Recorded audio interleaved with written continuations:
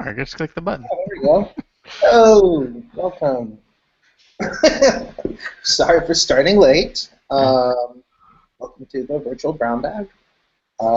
We are just a reminder. This is a general discussion. Any developer is free to join. Talk about anything you want. We each have it at this point. We do it. Sorry, there are two links. One is meeting.virtualbrownbag.com. That's for viewers. Another one you could access by joining our Slack. It's in there, and if you join there, and you're welcome to, you can participate in the meeting and open up your microphone and talk, share stuff, and so on. Just as a side note, remember that everything we do is auto-recorded and streamed to YouTube, so don't share anything.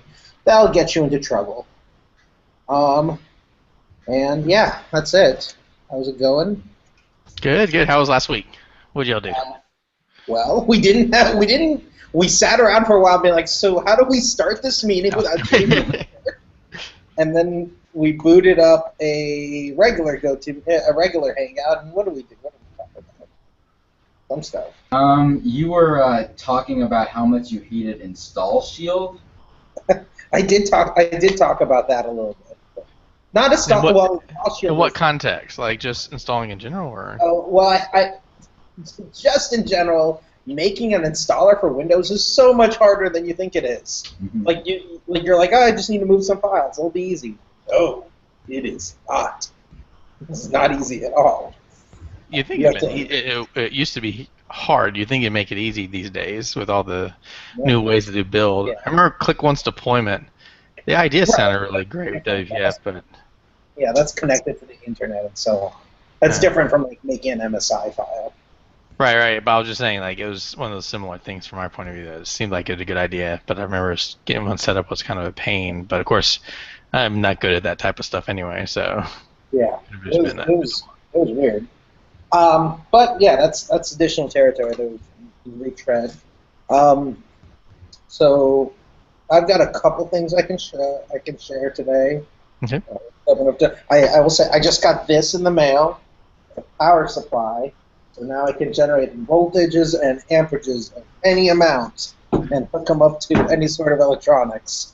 And I don't know what I'm going to do with it, but this wasn't like I didn't even know that this existed, and I was watching like the Electro Boom videos, which if you don't watch, everyone should. He's awesome.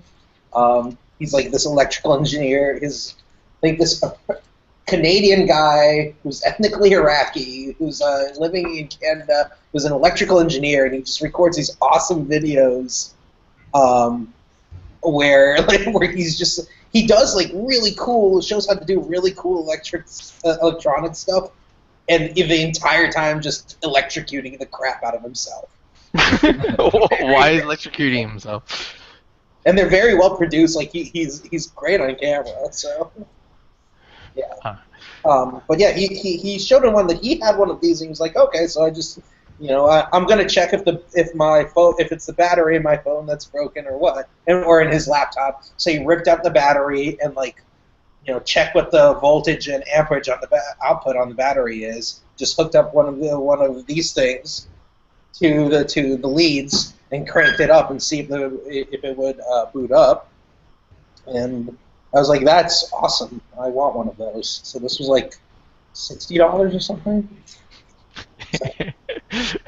$60 plus all the man hours, and I would have been like, I'm just going to go talk to the genius. Well, no, but I mean, I'm going to be like, mess around with it. I don't mess around with electronics a lot, but I would like to more.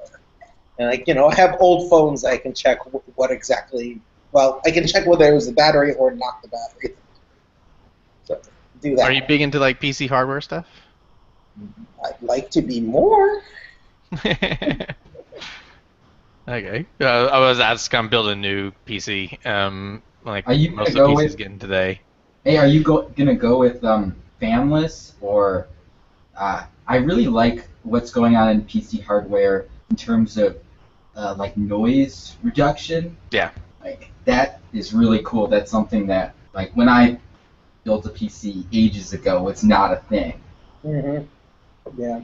Yeah, now most of the stuff pieces are semi noiseless, or I went with that over other stuff. I went with like reliability and then silence and then awesome power. Right. Like so, because sometimes they're like, yeah, you can do this. Have you taken a look at like lately, like because you built your own computers, Seth? George, have you ever built your own PC? I guess. Well, I mean, I started we started the way when I grew up, like my dad and I would go to computer fairs, computer shows. Have you guys ever been to them? No, your kid is way cooler than mine. These traveling events, which would go to a town, they would set up at like a high school gymnasium, and it would just be stall after stall after stall of like of vendors selling, like there'd be a guy who'd sell all the cables in the world, guys selling just random buckets of like motherboards, and then of course like stalls of shareware games and stuff like that throughout the 90s. Yeah, we would go to those all the time, and so yeah, we end up building our, a la carte, picking the pieces of your computer, getting home, putting it together. Oh, that's awesome. Yeah, I don't know if they exist anymore, but Nah, yeah, they exist. It's called Newegg. no. I used a Price Watch. You have to be like yelled at by like a series of deeply accented men at stalls, like about for just spending too much time digging through their bins. Like, are you buy something? Yeah. Dude, okay, so one thing I want to bring up with here, let me share this, because is the size of these coolers these days? Look at that CPU cooler. This is no joke. These things are gigantic, or you can get them. Like, it is huge. Like, everything else is going small, and there's like air-powered coolers. They're like, dude, if you want to get real, here's this cooler. And you're like, holy crap. So, yeah, so of that discussion, like, so lately there's a lot more, like, like water or liquid cooling was all, I guess, I'm not a huge water fan, so if you use the wrong term, give me a break. You can correct me. But liquid cooling used to be like a really like high-end thing. Like you really need to know what you're doing, and that's like you're trying to get overclock and do all this stuff. Now they have like these pre-packaged liquid coolers, which are pretty cool. I don't know if you've seen that before. Let me see. Corsair has some.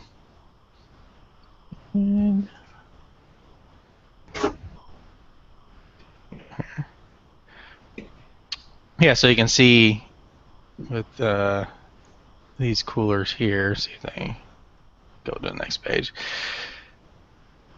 They have like a little tiny part, this part right here will go on the CPU, and then you have these radiators and fans which you stick on the case. So let me see.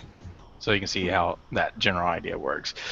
So I found that pretty interesting because I was like, oh, that used to be like really, really high end. Like if you want the best performance, go liquid cooling. And these things have come up, and I was like, oh, that's pretty neat. And also the idea that it's a nice contrary to like, okay, the air cooler, like super duper ones are these huge bricks that you're just sticking on your motherboard. Like this is something really small. But the reviews and the numbers that I've seen on this show that it's like not that much better improvement in terms of cooling. In fact, like air cooling does equal, if not better. $150 is a lot.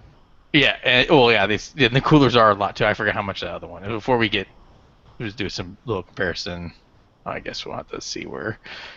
I'm pretty sure this guy is not cheap, and this is I pointed this out because he's one of the high end ones. But I was just like, the size of this is just ridiculous. But I thought that was pretty neat because Seth, I assume like I've been out of the game for a while because the last computer I bought for my PC, this is gonna be a pure gaming fun computer, not for work because work is my all iMac and so forth. But there's certain PC games and things I want to do that I need a PC for, and the one I have is an old Dell XPS that's still awesome. It still does a good job. It's just it's 8 years old now, while it can play games on like normal or low graphics, it doesn't do the high end and like the streaming and all that stuff that I want to do. So that's my impetus for creating a new machine. And I was doing all this research. So I thought that was pretty neat that you can do the difference. Of that, the brand I've been using, looking at, seems to have awesome reviews, is Noctua. It's really crazy that a cooler or fan manufacturer is has as big of a following as it does. So let's see if we can find one of the products. So Fans. they make fans, and their design, their coloring is this brown coloring. People are super cool. Yeah, exactly. You would think okay, yeah, who would be big into it's a fan, it's a case fan or a CPU cooler. What's the big deal? But man, everybody loves these things. It's glowing reviews everywhere, to the point insanity of stuff where it's they don't like the fan color, and so instead of buying another fan, they're I'll just paint it. Dude, that's the amount of effort that goes into painting your fan. Buying a new one doesn't make sense to me. Well, but it's not. I mean, how are you going to paint it exactly, too? They went through because you have to get the weights right and use the right paint. They have it all laid out, and I was look, the amount of effort you're putting into, but that degree is high. Same thing here is if you look at this cooler, one of the problems was it was so big that it didn't fit on some of them. Well, it fit on the motherboards, but it would block your RAM. That's why they show the different. See, they have their measurements, but these measurements are important. Because your memory would butt against this fan, and so it wouldn't work. And so their solution was they created new ways to mount the fan so that the memory could fit, so that they could keep this cooler. And then again, it's y'all are going crazy. So that's what this 15S is for. The whole idea was oh, we had a bunch of people that loved the 15, but they didn't like that it blocked some of the memory, so we'll redesign a new cooler around the entire idea that we're going to allow more space here for your memory and stuff. And I'm this is kind of weird and crazy, but I went with them because for some case fans and for the CPU cooler, because I thought, heck, if this is what people are going to the link, it must be really good, and they must be really happy with it. And it's pretty large. I had to get it. How loud is it? I guess that's the thing, is they're really powerful and they're really quiet. That's what people love about it. They're known for their low noise stuff. That's awesome. Until they break, and then they just shred through your entire. Yeah. Our concern is it's so big. It's when you mount it, and you're putting the motherboard sideways, it just feels that's so much pressure on that motherboard to keep it up. But they have a whole bracing frame structure for it. Oh wait. Oh, it's on the motherboard. Right. Oh, that is. Yeah, you would think that wouldn't balance properly as it spins. Yeah, there's a whole frame thing around how to get it set up. Yeah. But yeah, so that's what I'm learning putting that on there. And you're right, there's all sorts of new quiets. I got this quiet case. Hard drive's no longer a thing. I don't have a disk drive for it. I'm going to be installing Windows probably today or tomorrow using a USB drive, which I've never done before, so that should be interesting. And it's I had to buy Windows 10, and I'm man, I have to buy it. so I'm going to be doing that. And then, yeah, for hard drives, I don't have them anymore, so I'm using not an SSD. I guess it is an SSD, but it's a new SSD. Let me see if I can get here, pull it up. Nope, that's not it. I'm looking at another page, so nope. But it uses M2, which is a new way of. Let's see if this is SSD. Yeah, I've seen those where it's a type of. I know that my Chromebook, Chrome box that I purchased, the only connection that it supports is this M2. So they don't have a SATA, which is a little annoying because it's if you go with SATA, you get so much more compatibility. So there's only these weird vendors selling M2 SSDs. Yeah, I'm trying to find out what a good picture for it without showing a bunch of price stuff, because I don't want people to know how much I pay for my computer. It's weird, but it is not cheap how much I pay for that. Oh, here we go. That's a good picture of it. There you go. So it looks a lot like that. So it's like, dude, seriously? Like, and my friend's built a similar computer, and he was having problems with this actually overheating, and like it does like it does a good job dissipating the heat, and actually will throttle itself if it starts getting too hot. And so someone actually built they found a better way of cooling it. Let me see if I can pull. Oh, here we go. So if you remove the stickers, you sort of see the little chips, and then you can stick these little coolers on them. Let me see. And to me, this is all new stuff that I think I love. I love when people are really passionate about something and or esoteric learning things that you can do, and this is one. So here we go. Here's a good thing. So they have these little coolers that you can just stick. And in fact, if you look here, frequently bought together, those two things. So I was like, oh, okay, that seems pretty cool. And they say from there, like, its performance review was always, like, hey, it does really great, but then, like, when it gets overheated, it goes down, and then it's still good, but it's not great. And the people who said they stuck the little heat sinks on there and stuff, they said that after you put it on there, it goes from, it's like great all the time. So yeah, it seems pretty cool. Then getting a 1080 graphics card that's VR ready, quote unquote. So should be fun. Be a neat little computer. Should be quiet-ish and ready for VR Minority Report stuff, right? We've been ready for that since Minority Report came out, right? Is that what you're going to be doing? No, I'm not going to be doing it at all. Come on. No. But I did learn also. Have you used a 4K monitor? Do either of y'all use 4K monitors? I've got the Retina on my MacBook. So. Yeah. No, but you need the dual DVI. I know. Well, some people they have the DisplayPort now, like something completely new. It's called DisplayPort. I've never seen it.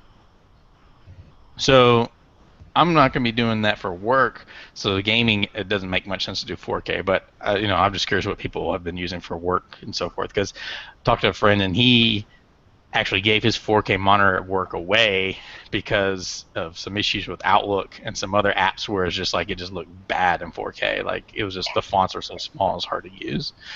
Well, I use a cinema display. It's fine. It's the 2560. It's like 27 inches. I think that's a pretty decent kind of compromise between resolution, because if it's too high, then certain things that aren't optimized don't, like text and stuff can be weird on certain apps. But I think that's pretty good compromise. I think that a 27-inch needs 2560 at least. So that's what I'm using. And then I'm using I remember that it was like a bigger deal like a year ago. I think most apps should have caught up with it by now. I haven't been hearing as many complaints lately. Yeah, I mean, I seriously, and then they also support, you can always scale down the resolution. I don't understand like why that would be an issue. So you can always turn it down to 2560, turn it down, right? But you can't always do it on per app. Oh, you can't do it per app, but once the global resolution is scaled down, the app doesn't know anything else. It just treats it the same as it would if it was that resolution.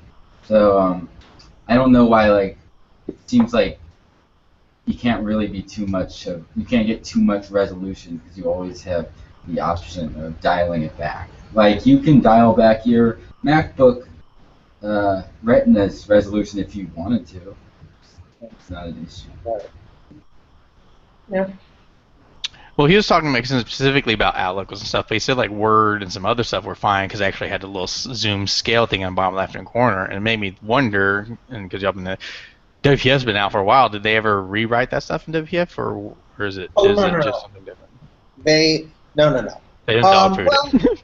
Yeah, I think Outlook has a universal app thing right now, maybe. Maybe I don't take my word for it, but I know Office is its own thing. Right. They are not .NET. They're not doing any of that. No, I thought there was talk basics. about doing something like that, though. Did they just change their mind, or just never Well, did the it? .NET people were talking about them doing it. Okay. I don't think the Office people ever had any intention, because I mean they're the cash cow, they're the moneymaker. They get to call their own shots. I don't think they ever had any intention of going .NET. That'd be kind of curious, the work on a team like that for their product. I mean, like, you have to consider that how much code is legacy versus rewriting stuff. You think they have a lot of legacy code. Oh yeah, I'm sure. I'm sure there's all sorts of dragons in that code. Like, don't touch this thing. Oh, yeah. Isn't there still like Windows 3.1 code? And I mean, Sure. I'm I know, sure. I'm sure there is like a ton like that, but I mean, Word is an amazing program. Excel yeah, I mean, really- regardless. I mean, one of the most impressive programs of all time. Excel. Excel. The world runs on Excel. Yeah, Right. yeah. Like he can. Why? Yeah. Why rewrite it? Why? I know, that's what I'm saying. That's why it'd be an interesting part of it, because it'd be like, it's so big, it's so successful. So many people rely on it, that, and be like, what do you do with that? You know, like, You leave it alone, and you have to pay the like 25 people that can that maintain it. You just pay them, $400,000 a year, however much they charge. I guess that is the case, because like, if you're one of the core developers for Excel, they sort of need you, don't they? Like, as a business decision, you don't let those guys go. Like, Right, you make them like director of R&D, and be like, you just stay here and work on this. Yeah. You will build a company around where you live. Cool. So, anyone else have anything they want to share? Here, I can share this one other thing too. Let me say, this is what I just learned today, and it's not that crazy complicated or whatever, but, well, we learn things. We like to share things. That's what this is all about. So I needed to have an animation that like goes infinitely, and I learned that there's a CSS property called animation duration count. I was like, oh, it's pretty cool.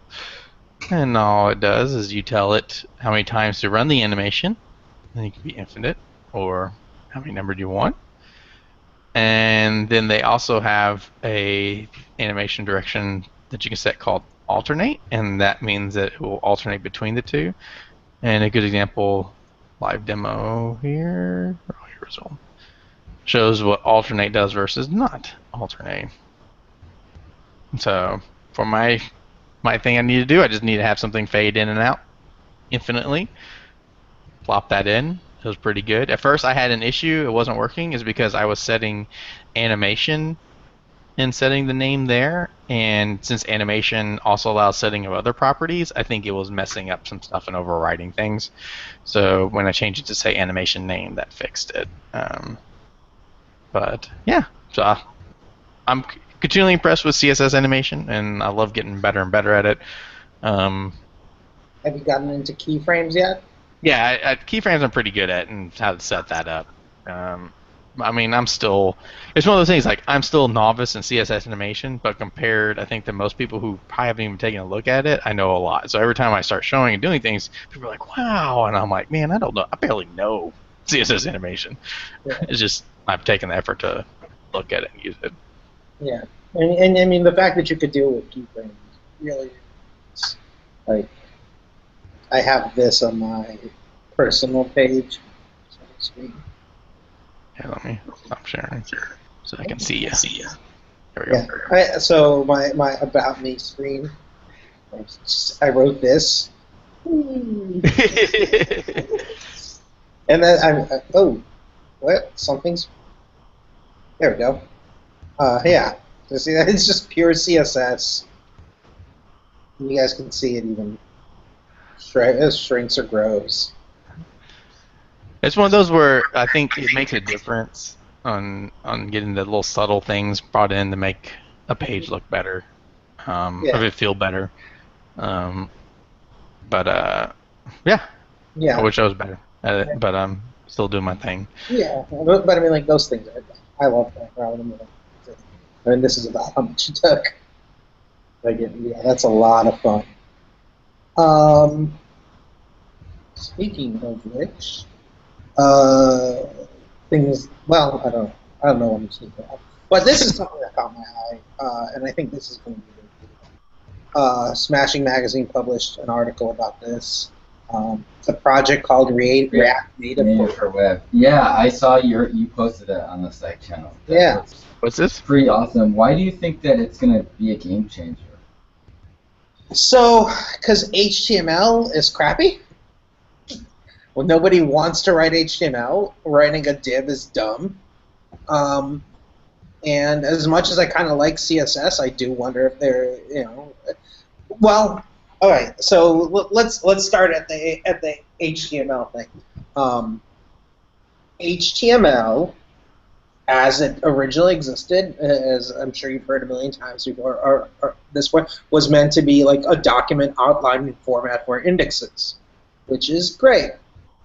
But now we're using it as a application system, and it's there is a mismatch there where we're kind of having to like figure out new conventions and so on and so on. So at the same time, you've got like mobile UI frameworks, which have stuff like web and text box and stuff like that, which were defined from scratch to be for application frameworks. So what I think is a big deal is that React Native allows you to take that and bring it to the web. Nice side benefit is it makes it very easy to convert between a web application and a native application, but that's not the part that's like most impressive to me. I just think that there's a lot more we can do once we actually start thinking about things as as they are. Sorry. We start thinking of things as a web application framework. In addition to that, there's a couple. I kind of like how they're doing styles. So that style, that's a React Native convention. Right. I kind of like it.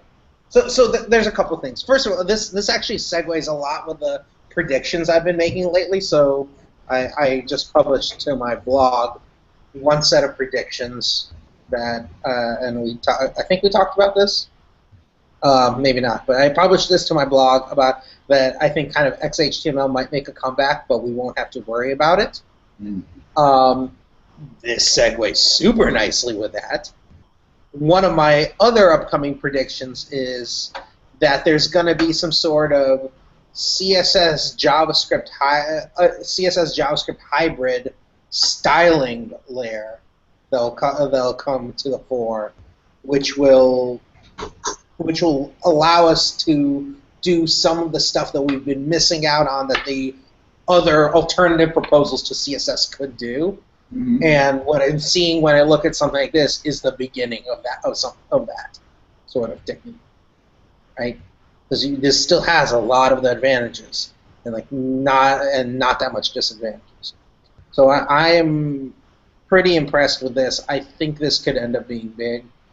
Again, I'm not betting on React necessarily, but on the approach, on the basic idea.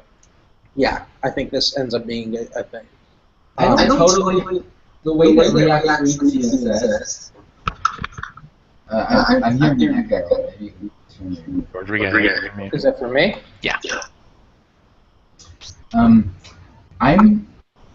I am doing my first React Native app, and I'm realizing there's just a lot of weird differences between that because it's an application framework, so it's not trying to render HTML, and even just the way that React has always done like styling, where instead of background dash color, it's background color, I don't know how much value it is to create these like subtle variations of CSS property names. I don't totally understand their choices. Well, I mean, their choices are basically that it's hard to hyphenate in JavaScript object names. Like that's it. That was the choice that they're basing it on. Because you have to quote it if you hyphenate it, so you're actually adding you're adding 3 characters. That's the idea. Gotcha. Would you? I like. In addition, in addition, that there is precedent for that because that's what the properties are actually cased like in the DOM. Oh, okay. DOM CSS object. That's how their casing works. And then the reason they call it class name instead of class, well, because class is a reserved keyword. Right. I figured that. But my understanding is they tried to avoid that, but where there was any question, they went with the JavaScript interfaces for that stuff rather than the CSS interfaces. Which I get it. It's annoying, but I get it. I guess I think that CSS is actually really good. I mean, well, obviously it could have been Scheme or whatever. I don't know exactly what, but I actually think it's pretty good at like at least it seems like it's been able to mature in a way that like the features like the technology itself we haven't reached the limits of it. Things have just gotten like it was CSS2 is really stupid, but like if you're coming in to learning CSS and suddenly like you have Flexbox, there's all this stuff that you can do, right? That's like almost trivial, and I wouldn't throw out that. And I think that like the power, like if a new UI framework was going to take hold, that was going to be it would have to use pretty much all the CSS conventions, and that's what I like about React Native. So they're using like Flex and all this other stuff. They're actually making it easy for people to transition from. So here's one thing that a CSS framework could bring to the table that would immediately render most of CSS pointless. Good scoping, like actual solid scoping where if you don't, like, because with CSS, if you're not careful, it's just going to be global. You pretty much never want that. And the reason it's like that is because the original idea behind CSS was, yeah, everything is global, and then people would actually have actual control over it. What do you mean by scoping? Like I mean, Sass has variables, which is I don't know how much I like all these new functions, like writing functions within. But what do you mean by scoping? Like I mean scoping of having styles apply to just a particular type of area of markup. Right. Not bits of style that are reusable between different areas of markup, like actual modules, the way that you actually want scoping to work in a real language. It would sure be swell if we could have some sanity there. How about the fact that nobody in the world knows how to organize their CSS files? Oh yeah, there's so many. I'm glad someone said that because I every time I start a project where I have to use a lot of CSS, it's like there's a lot of decision fatigue for me personally. In like, okay, so I should like alphabetical, but unless it's like by position on the page, but that's very brittle because if I'm rearranging it, so it's like it can be exhausting just like that we haven't reached a consensus. There's no one. Yeah, the fact that we haven't reached a consensus yet pretty much implies that there's something about it that makes it very difficult to make decisions on that. There are no good reasons available. So, that sort of thing would be great because we have some consensus on how to structure JavaScript. We have some consensus. Well, I mean, there's a couple different schools of thought. Oh, yeah. But I mean, if you sat down on a file that was really pretty haphazard, like anyone from any school of thought would be like, "That's crap." Whereas if you sat down with a CSS file that was completely haphazard, it would take you a while to realize that it wasn't meant to be that way. It's also not easy to refactor CSS at all. Yeah. It's like refactoring JavaScript is so much easier, and there's not a lot of like things on the web about refactoring CSS. Yeah. So I do think.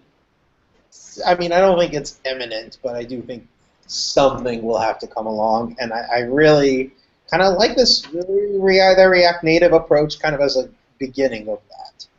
Because I don't think that just a CSS transpiler is enough. I think it would have to involve some information. I mean, again, going back to that history of it, one of the big reasons something like Diesel didn't take off was because one of the big reasons CSS won out was when it was implemented, you could style a page. You could start rendering the page right away, and then style it as you rendered it. You couldn't do that with Diesel because you could have instructions in Diesel that, like have it be this color depending on how many times this element appears on the page, which you can't really do properly if you haven't loaded the entire page yet. So at times of like slow internet loading times, that mattered a lot. Nowadays, we don't want to trigger our Angular app or React app until everything's loaded anyway. So it's not as big a deal. So I think bringing that back and bringing that ability to really program and do fancy things with that can be very, very cool. I've had trouble just trying to integrate CSS into my React project. Specifically, like there's certain conventions that say that you should have if you're not going to use the styles feature, you should have a convention where you actually have a CSS file for every component, and that can get really hairy, and especially with like the way that IDEs work, like autocomplete stuff, it can be so you're like typing, and if your IDE isn't smart enough, you're gonna get all your CSS stuff in your job, like you're gonna get classes in your JavaScript. It's very easy to get confused.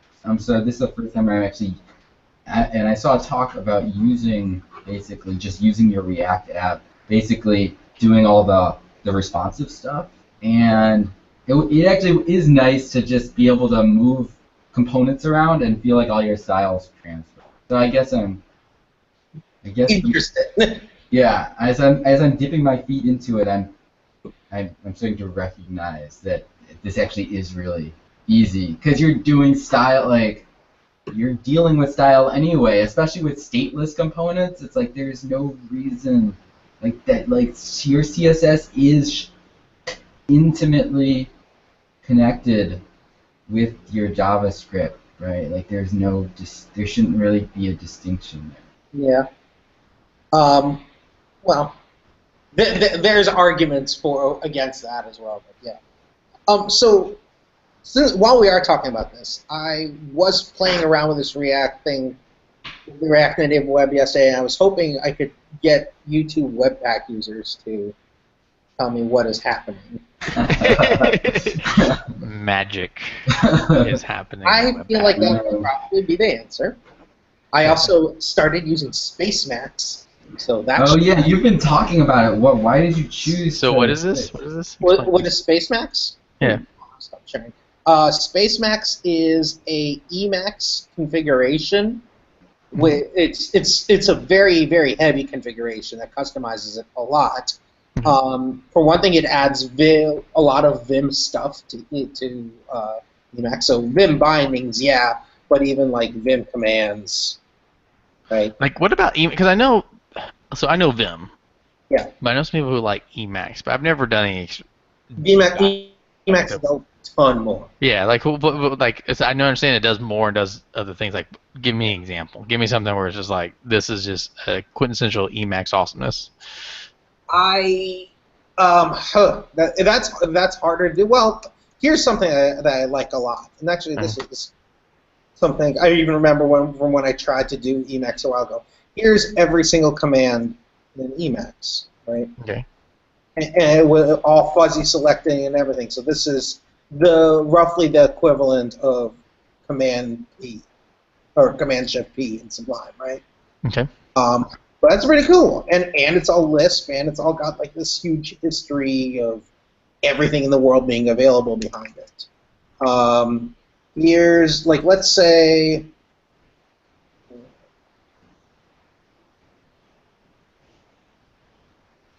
So, like, here's my configuration file. Let's say I want to see like what sort of variables I could set on a globally. So H. So here is a full list of all variables that are available for. If I go in here. Man, I just started using Vim more seriously, and I'm already like, you're already out hipstering me. It's like two steps forward, one step back. You can have like they actually can put forms in like these buffers, which is like all sorts of badassitude. Let's say this is a nice one. I do not remember how to split screen, but that sucks. Yeah, I just don't remember how to do it. But this is kind of cool. Do the same like command mode stuff, like :vex or :sex or whatever. Is that? Yeah, I mean, if you remind me how to do it, and like does Spacemac support that? That would be actually awesome. So in Vim, if you want to split the screen vertically, it's just vex, like capital VEX, so colon. Well, what's it horizontally? It's either :SP or sex, SEX, which might be the best shortcut of where the heck? Okay. So let's see. I'm in here. So colon. SEX. Yeah, capital S. Capital S. Oh, Yeah. SEX? Oh. No, capital SEX. There you go. Yep. Nope. SP, you said? Yeah. Yeah, that splits it. Oh, there we go. So this is kind of nice though. This is one Justin Barton showed me this the other day, and I really like this. So if I go in here, I can navigate buffers with JKL semicolon. Go down a buffer. Actually, let me enable golden ratio so that you guys can see where I'm.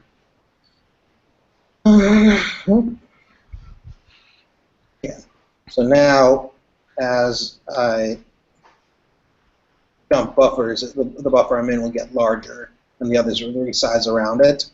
So, and like, let's say I want to move buffers around. So I go, I can move, I press capital K, then they'll move it down to the bottom, or to the top, I guess. Right? It switches the locations of the buffers. So, all sorts of coolness with that. I do like that. There's a lot to learn.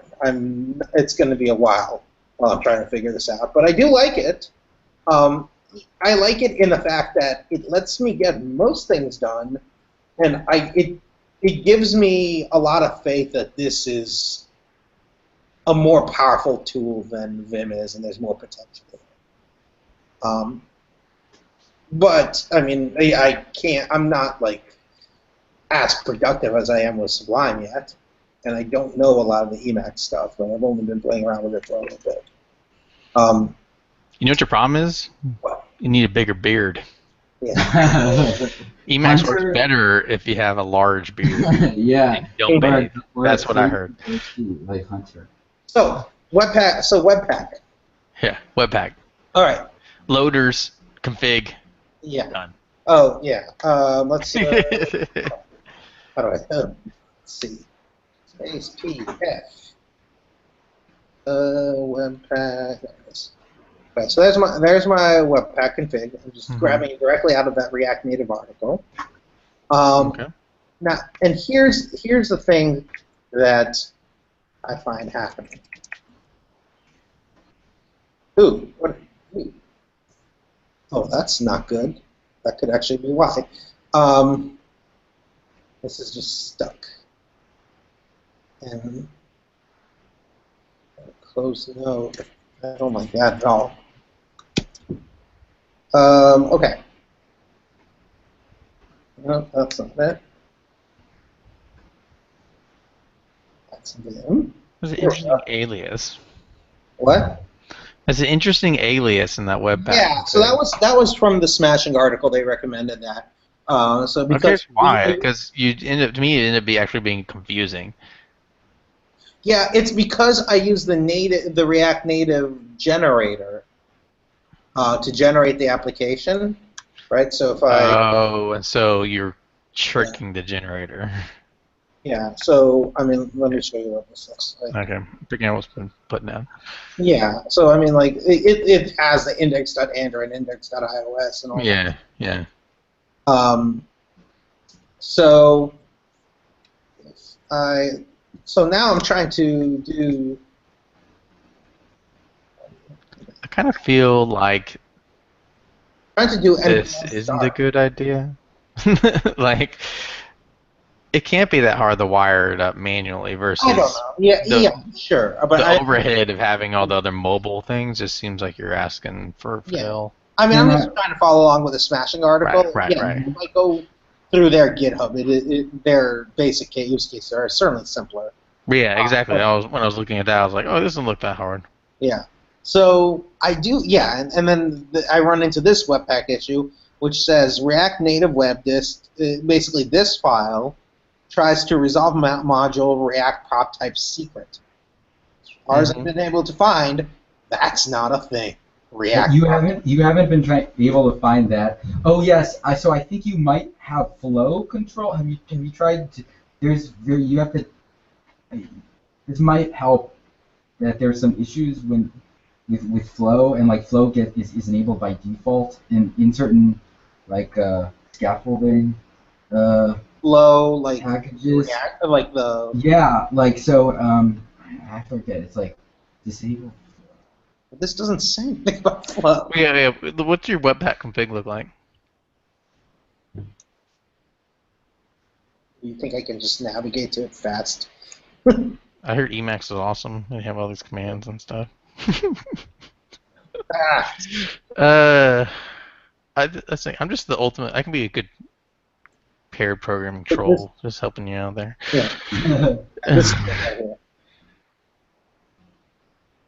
So what's your package JSON look like? I'm looking forward to just seeing how it's loading up React. Yeah.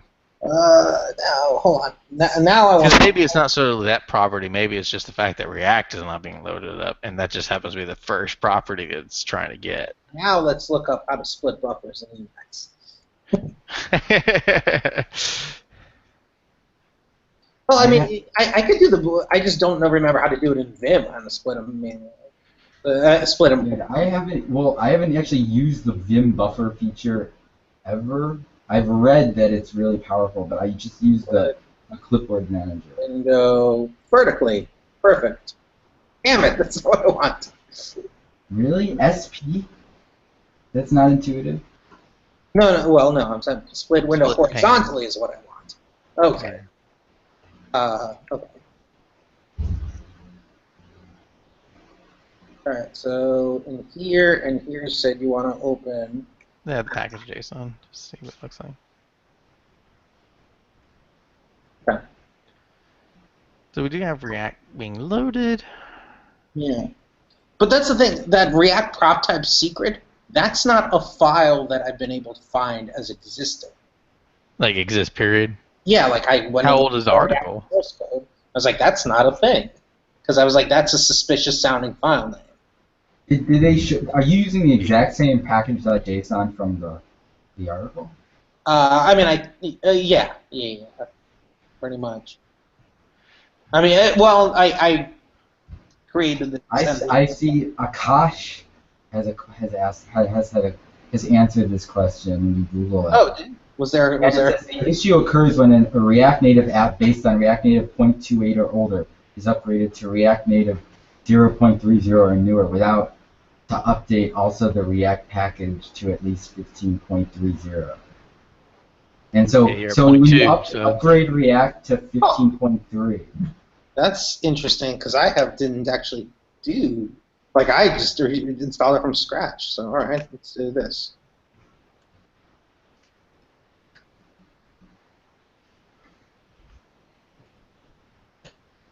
That's cool. How do you run commands in Vim? It's a colon exclamation mark, I think, will do it. I actually didn't know that because I don't use actually Vim. I just use Vim bindings usually. Right. So all right, see what happened there.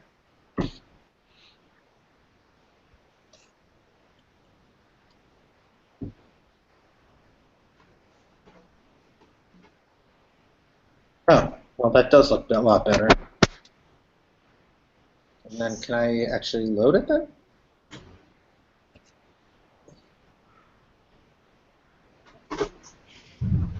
Cool. It doesn't, work, but my title is showing up.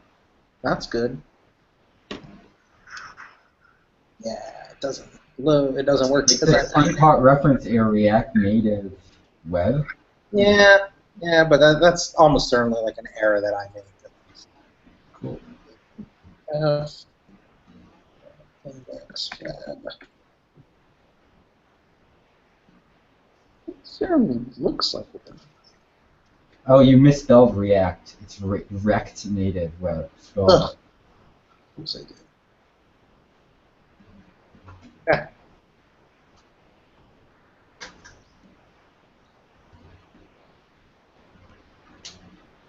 React. So will this just rebuild? I'm not sure it will. It should if it's Webpack and you're watching it. Yeah, I don't think I did the watch part. Okay. Well then just. Actually, tell me how to do the watch part. I got it. It's dash watch, I think. Oh, is that okay?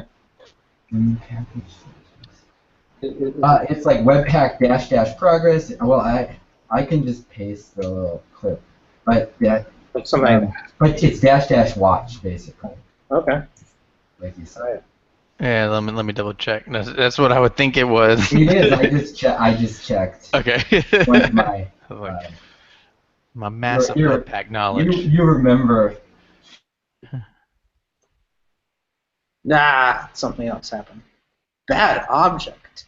Ooh, that sounds Bad object. That's a bad object. justify. Oh, content. Oh man, just because that's a weird error to get if you. Oh, I see that. But that's kind of cool. So I misspelled it. Yeah. And saying here's what is valid. I Right. probably do a little fuzzy matching to narrow that down, but okay. You listen to the Good Killers album, by the way. Yeah. Well, I don't know. That's probably the worst one. But they are great. Shut up, George. That is the best one. I like the Killers a lot. All right. Failed to construct test. What? That's interesting. Construct for new. Let's take a look how you're using it. Create element. Using JSX, so that's on them. Yeah, that's is way up top is text. Is that text or test? Do you have in import? I do. Wow.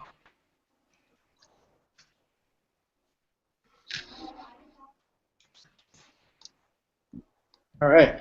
Oh yeah, look at that. It works. Voila. And I did it with SpaceMax. Yeah. Seth, just send an invoice to George. To Surge. Time and materials. I mean, that's fine. I Did you get get your console log that What? said totally ran? Yeah, it did right here. We did it. Sweet. Yeah. I do think I'd like. I don't know. Update it and see if it live updates. Because it should, right? It did. It did live update. I didn't. Okay. Yeah. So I think I should probably. Next step is to figure out how to not use stupid JSX all over the place. Why? Because it's annoying. Why would I want to use JSX? It looks. We spent decades trying to not use angle braces in HTML templates, and then we went back to them for some reason when you finally had language integrated support for not using them. I don't know. I'm pretty sure that people's gripes with HTML and XML is not 100% about their antipathy towards angle brackets. It's not angle. Not 100%. Well, that's like hedging that a little bit. That's good. It's not, but I mean, like, everyone liked Jade, everyone liked Haml. Well, if you write React without JSX, it looks a lot like Jade and Haml. Why don't you rewrite JSX seriously with like curly brackets or something like that? No, it's not with curly. Actually, or just use parentheses so it looks like Lisp. Or just use the but React I don't want syntax, right? closing tags. That's the thing. I don't want closing tags. I just want to use regular functions. Yeah. I need to get an Elm speaker, and we'll just hack on Elm, dude. I believe you could do. Let's see. I think I show how to do it. It's actually really easy. React Create Factory is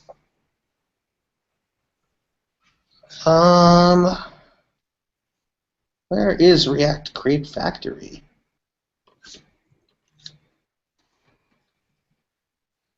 Yes, but it's from React. Okay. Where's it in React DOM? See, now there's no way to tell. That's annoying. Let's see.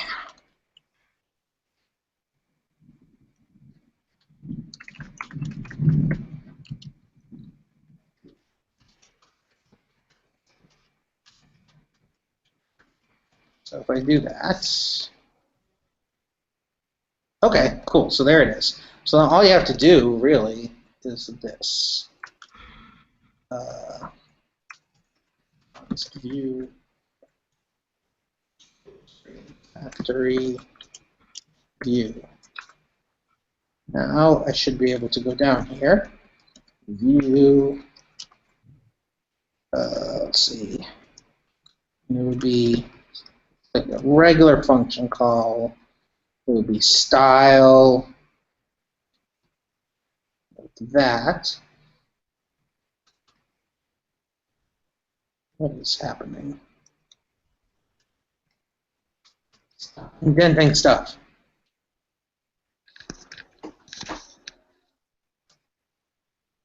That looks correct, I think. Oh, no, it doesn't. So I think you just do Styles.container? Yeah. So it would just be I wouldn't need this. And so that could actually be cleared up. All right, let's see if this will work.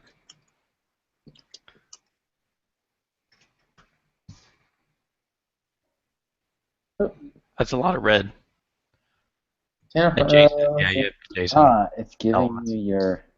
Jason. Oh, So is there a way to get that debug information? It's showing like, so the compiler error is showing up in your browser. Check this out. So see it worked. So I just needed to add a comma because now these are arguments being passed into that function. So let me do the same thing for text. It'll make more sense.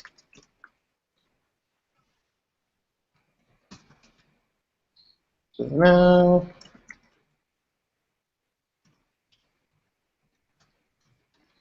The style.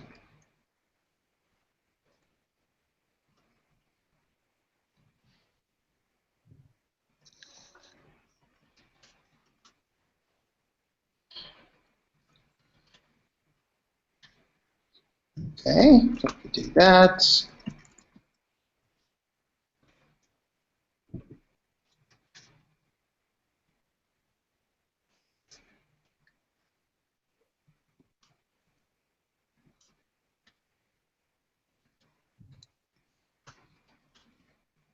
Okay. So you have instance of instead of instructions. What? Your style. Yeah.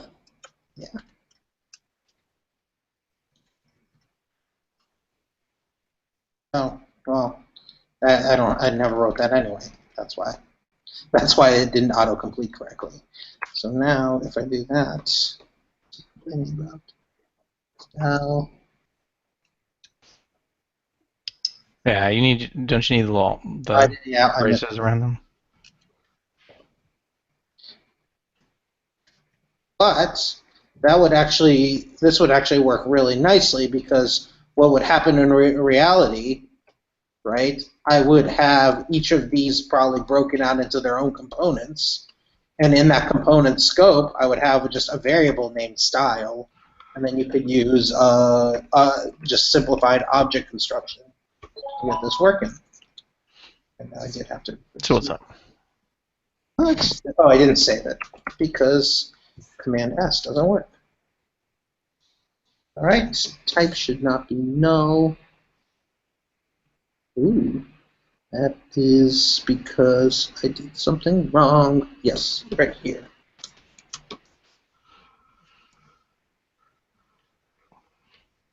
There we go.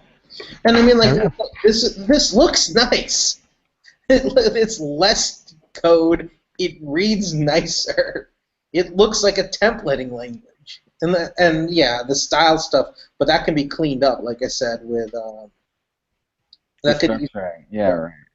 So that's why I prefer this stuff. And I mean, like, what you do is you just have another file that grabs everything you're going to reference, and then run all of it through Create Factory, and then you just only reference those things. I guess I have a question. If I wanted to add, say, a child component to text, for example, like what would you do?